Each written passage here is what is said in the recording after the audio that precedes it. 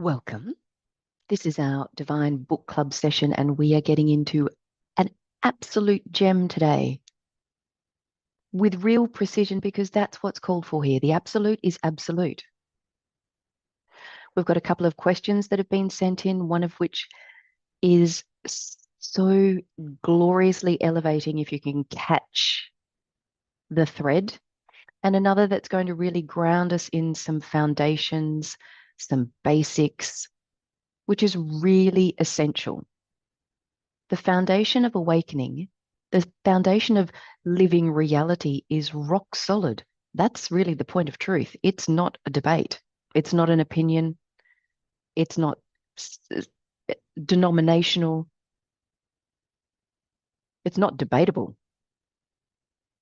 When you look to that which is the permanent, timeless, changeless fact right here, right now, that which is actually obvious when we look and we've just completely ignored it or skipped over it to live what's called a pseudo reality, to live a sense of what is actually happening rather than what is actually happening, which happens to be glorious, which happens to be unopposed, which happens to be what's called heaven. And I am here to know heaven, not know about it, but know it tangibly, experienced.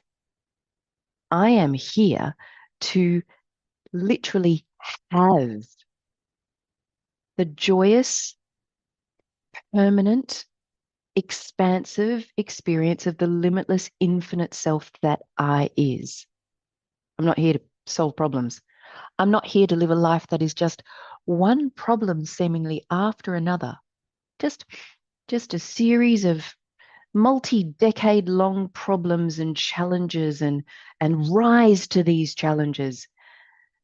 So let's get into it. We'll start with our reading, of course, and I invite you to rest back and really try and catch the drift here, if you will. We're not here to pick up information. This is not a debate about information. In fact, let it all go. Perhaps join me here now, so empty, it's as if you've never seemingly lived a day before now. Catch the drift.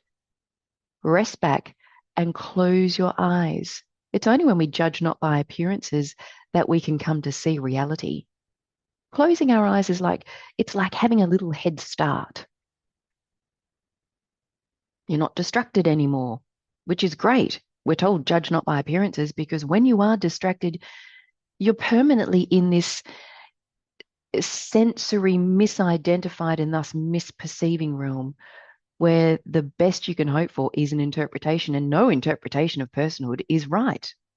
No interpretation is wrong. They're all just nothing. Just absolutely nothing. So let's get into this gorgeous reading from I is Awake in Heaven Now. You've got this as a book you can access, and it's a bit of a compilation of our absolute favorites. We chose these in the Oneness Mentoring Hub team. What are the books that we've seen over the years? What are the resources that really point, illuminate, shake, and awaken? So we have this and several others that are compilations that are that. Of course, you've got a gazillion other resources you can download in this Greater Works program and in the other programs that we do as well. So here we go. We're at a little section called Choose Ye This Day. Continuously, the world makes use of all the ways and means under the sun to promote and ensure the health, wealth, peace, and happiness of its people. But alas, as the centuries roll by, man changes not. From generation to generation, he is subject to the same vicissitudes, the same tribulations, wars, and perpetual failures, the same sin, which is just the belief in separation. There's no real sin, there's no real evil, there's no opposition to reality, sickness, and death. So long as one remains ignorant of his real identity, and continues to lay claim to the fabulous and unreal. He must expect just what he is now reaping. And this is why experience and awareness are synonymous. We experience what it is that I believe myself to be, and it's all false, mistaken, absolutely nothing until I know what I am.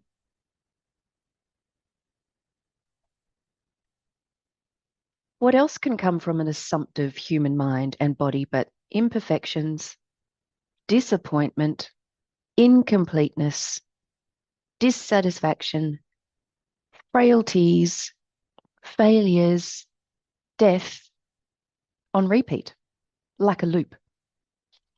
Loops have nothing to do with reality. We're not meant to have a toolkit to deal with the loops of up and downs. My challenges today, my challenges tomorrow. Hope I have a better solution for the challenges coming next week. This isn't to be touched. It's not reality. It's like, why persist with a mistake in a maths equation when you've got the answer? It's just that so few will actually choose ye this day and follow the answer. Only as one is undeceived, when you know the truth, you can't be tricked, does he come into his own, aware of his true identity. The false assumptive entity, sometimes called the counterfeit, fades out of consciousness completely. Completely. Those in truth know nothing but the truth. Those in truth, of which there have been few. In fact, one of our questions today asks this question about, don't all the way showers tell us that suffering exists, that there is evil to overcome? Absolutely not. And unfortunately, those that have been considered way showers falsely, are like the blind leading the blind. There is no suffering. There aren't alternate realities going on. There's not two things. There's only one. We have an issue with vision to be resolved, but there's not something else happening. There's no such thing as sin, which is separation. There's no sickness, there's no evil, and there's no suffering. The illustration of the lion cub who, when lost thought he was a lamb, holds good here. He could think, act, and feel as a lamb, but never could he actually be one. Can you hear this? We can think, act, and feel as a person, but never could actually I be one. I can pretend to be something I'm not, but I can't actually be that thing. As a lamb, he was afraid of dogs, timid of danger, and unable to bound over walls, out through the great open spaces, and back into his native forest. Yet, all that was necessary that this situation be reversed was that he become aware of his real identity. Then, lo, the lamb vanishes from belief, the only place it had any appearance at all, which is why we just suffer from our own perspective. Just a mistake about what it is that I believe I am. And when I do believe I am a person, it's like perception is completely corrupted, the darkened glasses, as we've heard. Having this belief that is what I cling to and what I kind of hang out in as a person corrupts, taints, stains vision. And all that I'm capable of is a version of reality. And all the while, heaven is right here, and I deny it. I hold it away. So when we bind ourselves by information, bind ourselves to perspective, we're completely trapped. The prison that we think we're in actually has pretend bars. You are free as a bird right now, beloved. Today, lulled into sleep by the constant incorrect teaching, even by the elect, yeah, unfortunately, even by the elect, and even by those who are probably self-appointed way showers, that we are man in need of constant reformation, the sleep becomes deeper and deeper, and the senses duller and duller. In fact, we can know right now that senses are the corruption that match misidentification. Until we're restored in oneness, we have nothing reliable about appearances to refer to whatsoever. This was really the story of Lot's wife, wasn't it?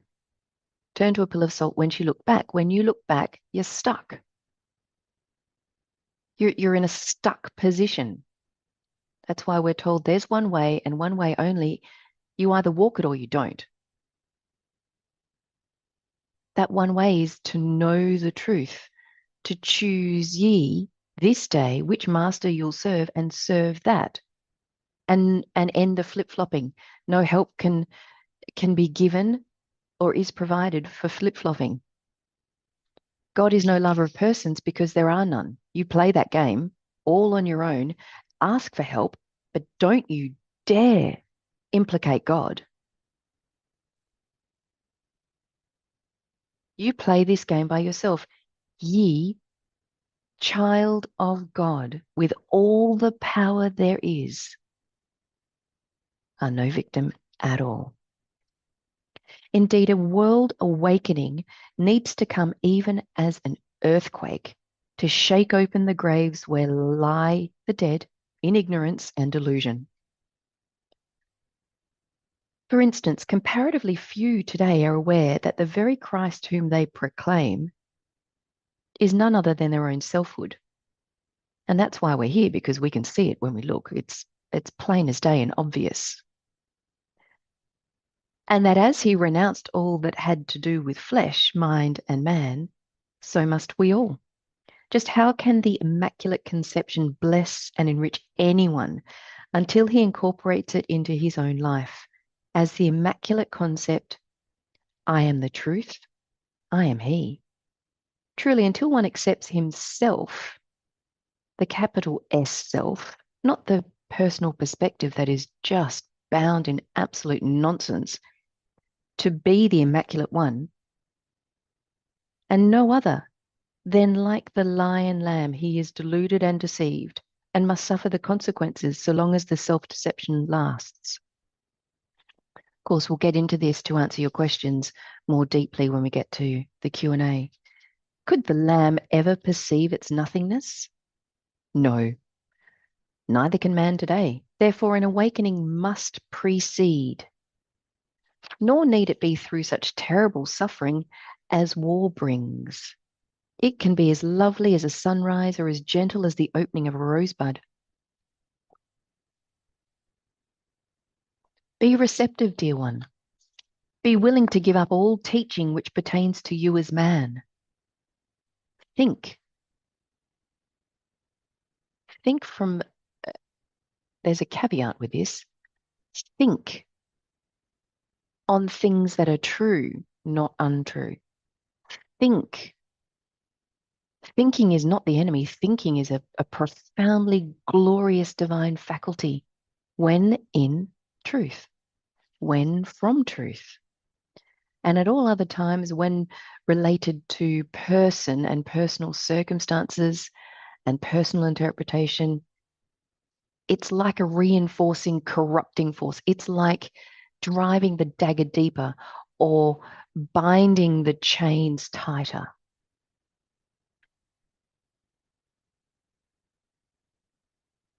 Could man ever fulfill the injunctions, be ye perfect and be ye holy? Impossible. No one has more or less. No one's an appointed one, way shower and others aren't.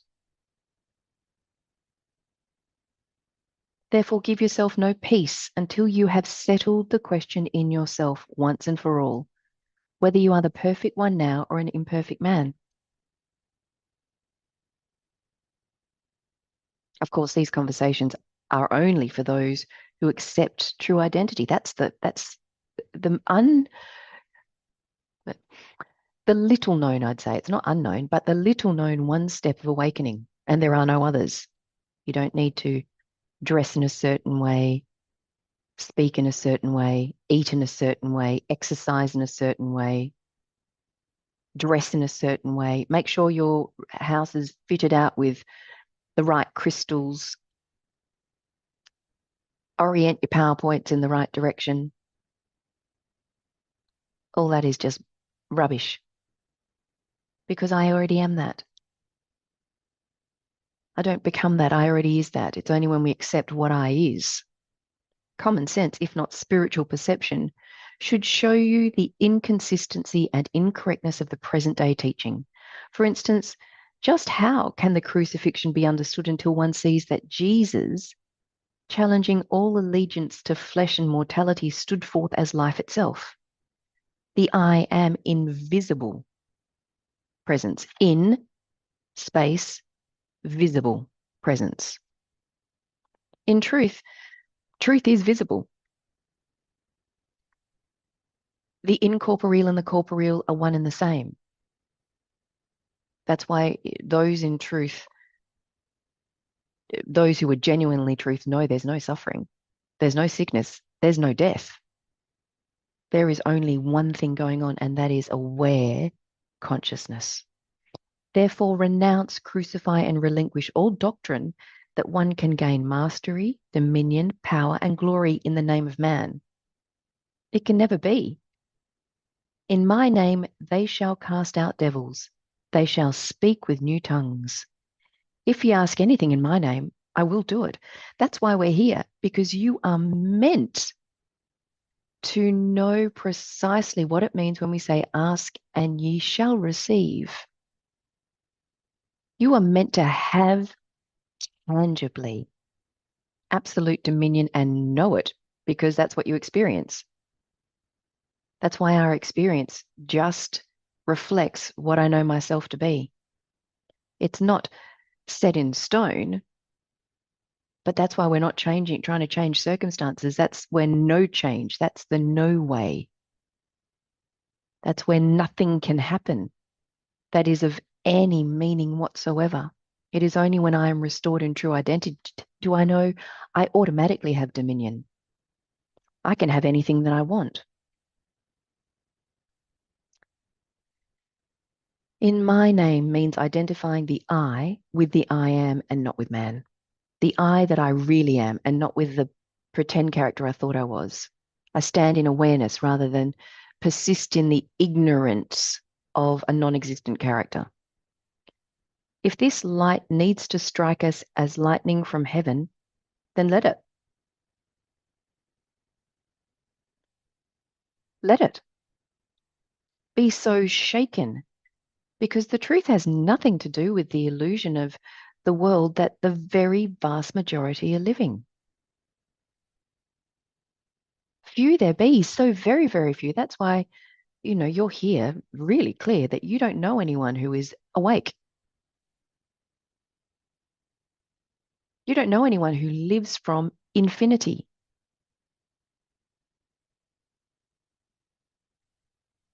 Without delay, turn from every system, every teaching, practice, or method which does not present the truth of being. I am that I am. And I'm also going to add here that that means your own perspective. Drop it like a hot potato. Coveting, defending personal perspective, which even the smartest in our world do, will keep you from the very thing that you want. The very thing that you are is already established as perfect fulfillment, perfect satisfaction. The great mistake of the ages is the attempt to regenerate, purify, and redeem oneself as man, as person, as a character, one of many in the world. Husks, husks. These two, as in the number two, God and man, are the two in the field. The one shall be taken and the other left. So long as one continues in the belief that he is the personality instead of the perfect one, he must continue to search, seek, pray, and wait, and hope. and wish. And as we so often talk about, that includes this crazy notion that is being perpetuated, that we are guided without having full understanding. It doesn't work that way. We're not being taken on a journey that unfolds. It doesn't work that way. That's not reality. That's an interpretation that has become popular that stinks of icky ego. In other words, false belief.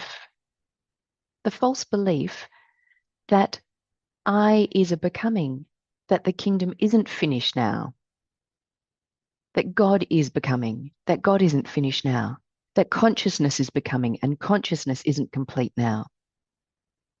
So let's get straight. Let's get clear.